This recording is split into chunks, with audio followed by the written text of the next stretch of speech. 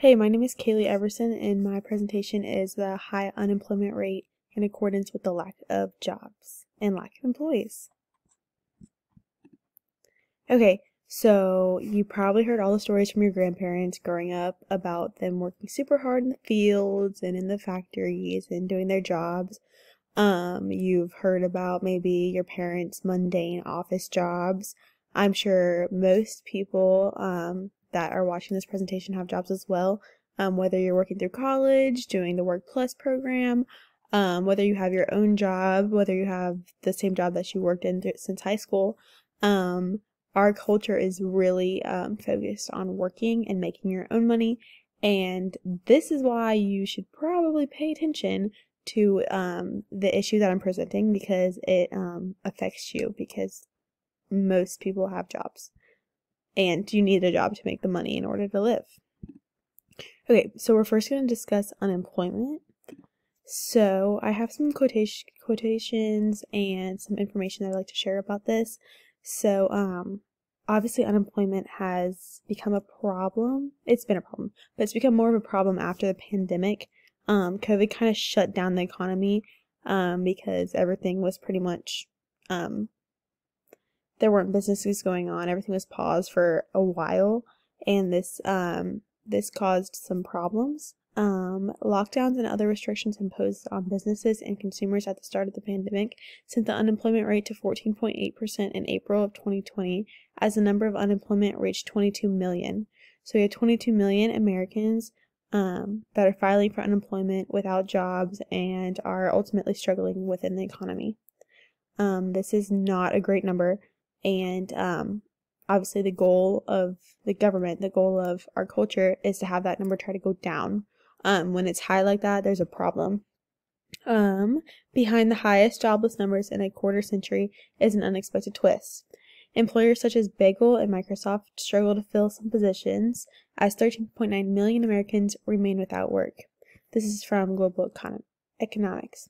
So people are filing for unemployment and they're struggling to find jobs, but also businesses are struggling to find people to fill their jobs as well. So that's the thing that had me thinking about this issue in the first place, was whenever I would look back and think, I would think if we had high unemployment rates, I would think that businesses were jam-packed with people.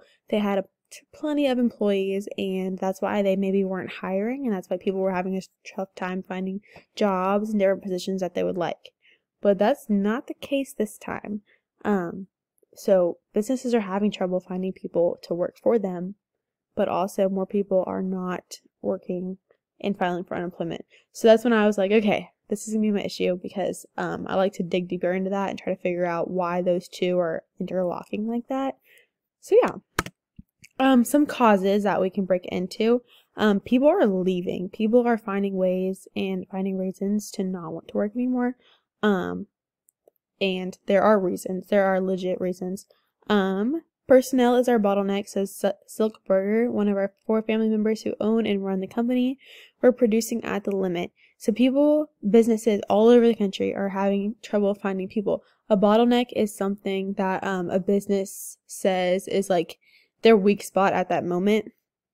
It may be causing some profit challenges. It might be causing some staffing challenges. So right now, a lot of businesses are seeing a problem on the personnel side of the business. So this has to do with people not applying for jobs and that kind of stuff.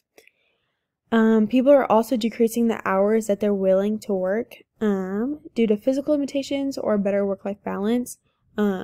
This was all discussed by Jeffrey Caturuzela from Nurse Leader.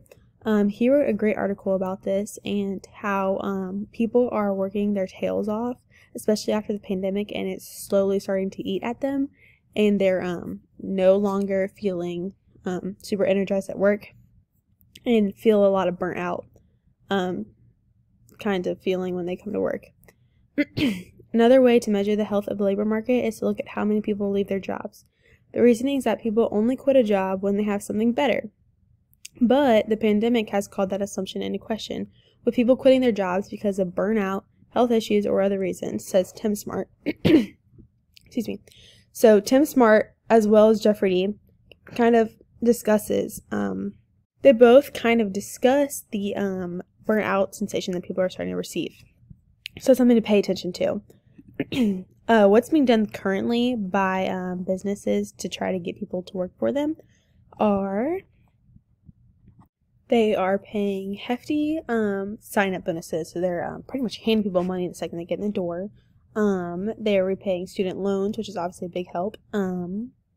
They're doing like elegant dinners, spa packages, that whole situation, just to try to get people to either stay in their business or work for them. Businesses are starting to get desperate, and they're willing to pay extra and do extra for their employees in order to show appreciation and show that they're needed at that moment. Okay, so the lack of employees is something that is also a key factor into this. The number of staff you have affects emotional well-being and safety of both staff and patients, says Janet Meakin from Fig Tree Private Hospital. So nurses are having trouble finding workers currently, and this is affecting the hospital, and it becomes dangerous when there's not enough nurses to patient ratio. There is also a shortage on skilled workers happening right now. So there is a chronic shortage of skilled technicians available for hire. Product interviews identified high-paying jobs that are going unfilled around the state of Pennsylvania right now as employers struggle to find qualified candidates. So not only are they struggling to find people, but they're struggling to find skilled people, which is just as important.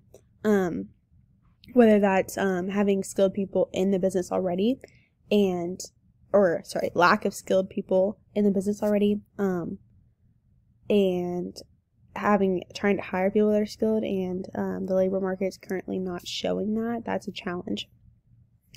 According to James Hull, we are not coming close to producing enough native-born workers to meet the requirements of our growing economy. So not only is this lack of employees and lack of skilled employees happening in hospitals and happening in like Microsoft and other technology companies and other technicians, like other areas, they're also happening in the agriculture field, which is a problem because when farming and that kind of stuff falls short, it starts to risk food, and food is obviously a need for the human population. So this could be a huge issue if there are not enough farmers in the economy that are willing to work and be native-born workers in order to grow produce and crops and stuff like that. Visa difficulties. This is also something that we rely on in the United States. Is our people from different countries come in and work for us, and they help our economy. And currently, I would say currently, but this has been happening for a while. There's visa difficulties, so they only give out a certain amount per year, and they need to be increasing it because about 163,000 applicants are applying every year, and only 65,000 are getting them. This is a huge issue because we could have even more people coming in and working these high-skilled farming, agriculture jobs that are struggling to be met. Okay. You should care because, like I said in the beginning, you are probably all workers. You will probably have to work in order to make your money in the future. You do not want to be the person that's working a 5-man shift and having to do most of the work. You should care because unemployment affects the economy. It really does, and the government in a poor economy is not good for, obviously not good for the government as a whole, but it's not good for the people that go under the government as well. So take care of yourself, take care of your job, take care of keeping your job, and unemployment is also something that affects most people, and it should be paid attention to and cared about. And here's my sources. Thank you.